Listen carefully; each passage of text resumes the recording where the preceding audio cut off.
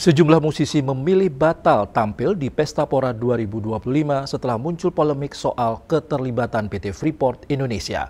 Meski demikian, festival musik tahunan ini tetap berlangsung sesuai jadwal dan panitia pun memutuskan untuk mencabut sponsor dari Freeport.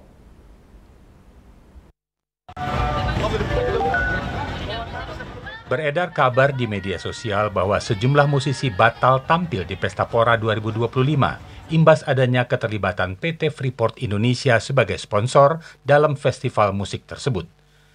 Daftar nama yang memutuskan mengundurkan diri antara lain Fest, Hindia, Sukatani, Rebellion Rose, The Panturas, Bilal Indrajaya, dan sejumlah grup band serta musisi lainnya. Pengumuman pembatalan penampilan disampaikan melalui akun media sosial masing-masing.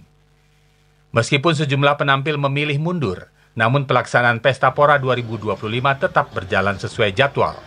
Pihak penyelenggara yang diwakili oleh Festival Director 2025 Kiki Ucup melalui media sosial Pesta Pora pada Sabtu 6 September mengumumkan secara resmi pembatalan kerjasama dengan PT Freeport Indonesia. Saya sekali lagi mewakili Pesta Pora meminta maaf atas kelalaian kami dalam menempuh langkah untuk bekerja sama dengan PT Freeport Indonesia. Kami menyadari betul kelalaian kami untuk bekerja sama dengan PT Freeport Indonesia. Dan berdasarkan rilis statement semalam, kami sudah memutus kontrak kerjasama kami dengan PT Freeport Indonesia.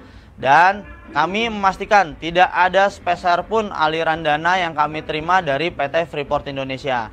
Dan kami juga memastikan bahwa tidak akan adanya presence PT Freeport Indonesia di pelaksanaan Pesta Pora 2025 ini. Langkah pencabutan sponsorship tersebut diambil sebagai bentuk tanggung jawab penyelenggara untuk menjaga keseluruhan rangkaian festival. Pihak Pesta Pora memastikan tidak ada aliran dana dari pihak Freeport yang dipergunakan, serta menegaskan bahwa beban implikasi dari pemutusan kerjasama tersebut sepenuhnya ditanggung oleh penyelenggara.